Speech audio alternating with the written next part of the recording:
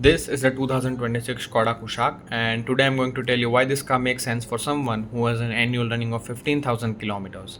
Now, over the next few minutes, I'm going to walk you through every single aspect of this car, its practicality for daily driving, the features it brings to the table, and how stable this car feels on the highway, and what it's actually like to live with in bumper to bumper city traffic.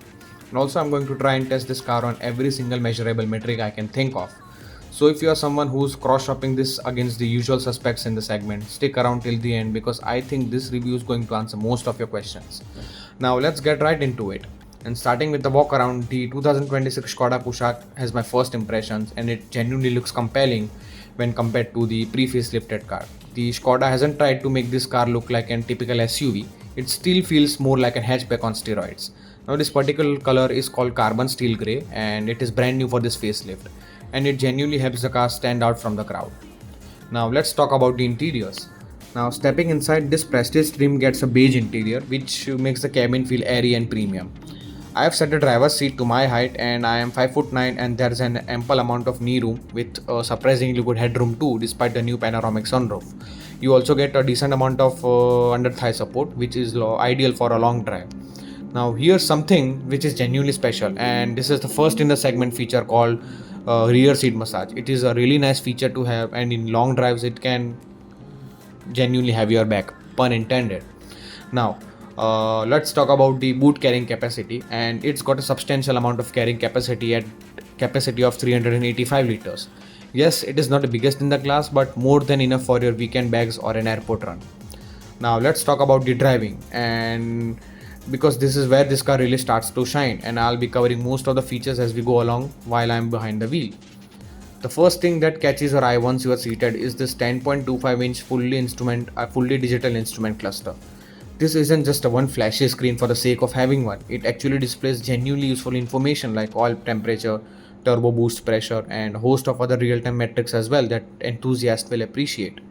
You can toggle between multiple display themes ranging from sporty analog style tachometer dial layout to a clean minimal information display if you just want to have essentials in front of you.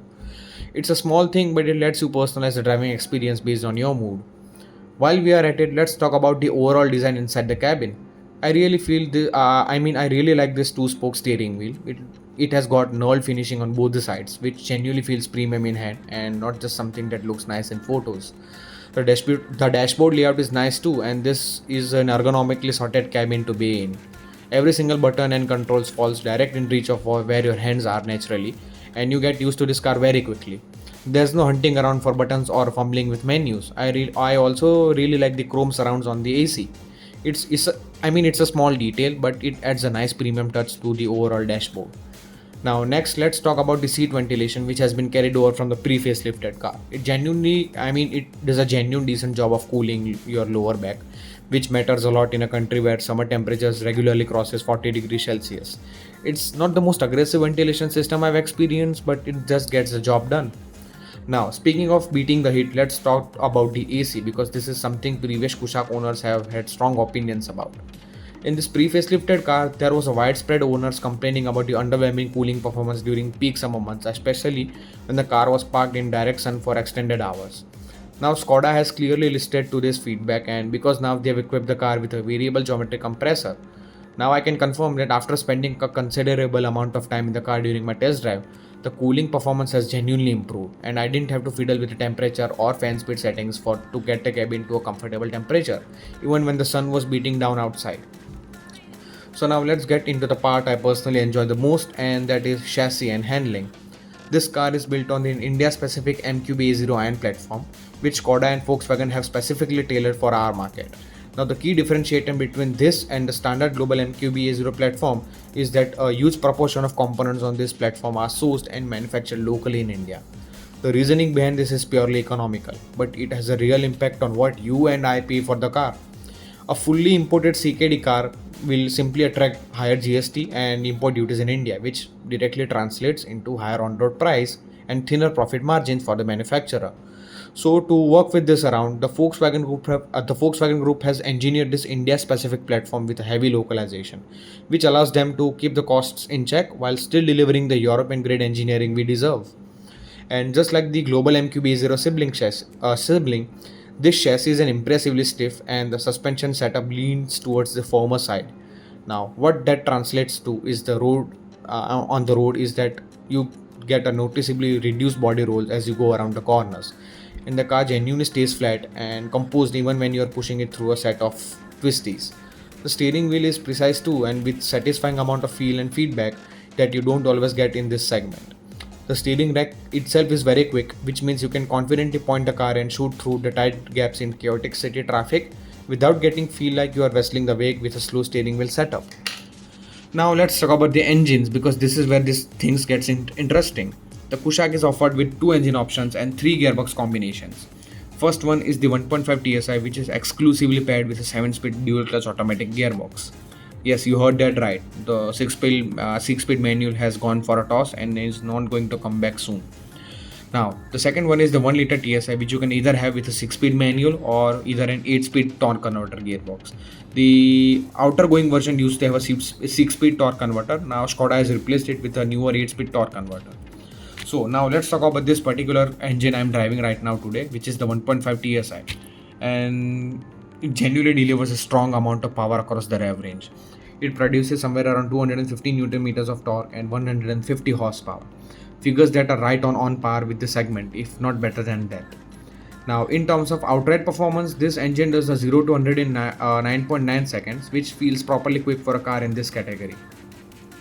Peak power and torque comes around 750 rpm, and once the turbocharger spools up, the car genuinely gathers pace and enough to put a smile on your face. Now, for those who don't know don't want the outright punch of the 1.5 TSI, the 1 liter 3-cylinder engine will comfortably get the job done for most of us everyday driving needs. Now, it's also the more cost-effective option in the budget, because if a budget is primary concern, then 1 liter TSI is the engine for you, and it still delivers a satisfying punch in the lower end of the rev range, and it making it perfectly tractable for city use and reasonably capable for highways too. Now let's talk about issues and quirks. No car is perfect, right? And I want to be upfront about the niggles I've encountered, because that's what an honest review is all about. My biggest gripe I have with this car is the AC control panel, which uses a touch sensitive controls instead of a traditional physical knob. In practice, this doesn't always work as smoothly as you would want it to, and as you can see in this clip, I am visibly struggling to adjust the fan speed using the touch panel, and eventually the sales executive who was with me during the test drive had to step in to help. Even he had a bit of trouble getting to respond it correctly before it finally worked. My take here is simple.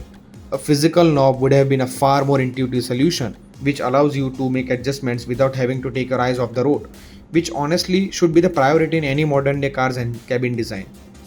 So that being said, now let's do a proper kickdown test to check the responsiveness of that 1.5 TSI engine. With the car in sport mode, and I am cruising at around 30 kilometers per hour, and I float the throttle. Listen this.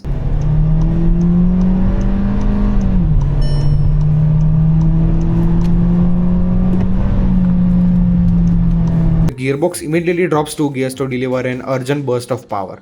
This 1.5 TSI genuinely has a strong lower end grunt, and even on path throttle inputs in everyday driving, you can comfortably ride that 250 Newton meters of torque without constantly needing to downshift manually.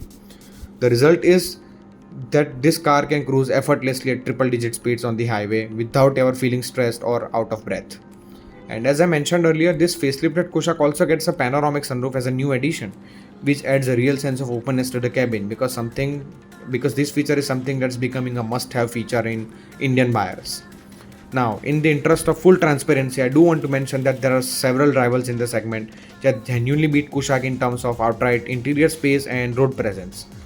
Now, some competitors also load up their top trims with a longer feature list. For example, the Kia Seltos or Tata Sierra or even Hyundai Creta for that matter. And the Kushaq misses out on a lot of features, for example like a 360-degree parking camera, ADAS, or electric tailgate, and even a branded premium speakers, which are conspicuously absent from the spec sheet, even on this fully loaded trim, the Prestige trim. However, I want to balance that out by pointing out that the base variant of this car is very attractively priced, and it still comes loaded with a generous list of must-have features for the segment, which means Škoda hasn't completely ignored the value-conscious buyers either. Now, let's talk about the infotainment system, because this infotainment system itself is a genuinely impressive unit, and one of the better units in the segment. It supports wireless and Apple CarPlay and Android Auto, and you can leave charging cable at home and just hop in and go. It also features a tire pressure monitoring system, though I should clarify that it doesn't display the exact tire pressure reading for each wheel. It simply alerts you when there's a noticeable pressure loss in any tire, which is still a useful safety net to have. Now let's talk about parking and city driving, and this is how car behaves in this kind of tight, chaotic conditions most of us actually deal with on daily basis. Narrow city streets and cramped parking spots. And as you can see right now, I'm able to easily pilot this car through this genuinely narrow street without any drama. The car has a way of shrinking around you once you are behind the wheel, and which means navigating tight city cuts and squeezing through narrow gaps isn't a stressful experience as it can be in with some larger SUVs. Now let's check the reverse parking camera. It doesn't get a full-fledged 360-degree parking camera, and the standalone reverse parking camera itself is fairly basic, and which is something which should be better at this price point because it is fairly basic in terms of resolution and clarity. And it is something I'd consider a genuine shortcoming for a car that costs somewhere around 22 lakhs on road Ahmedabad in this top trim.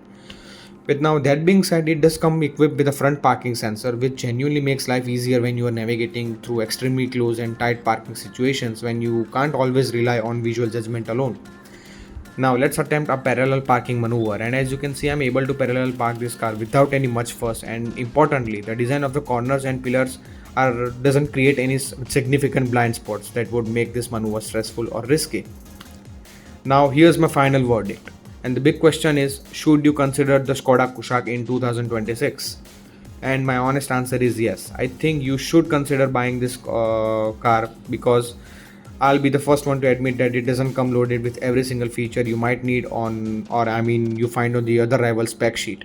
And it's also not the biggest car in the segment in terms of outright interior space.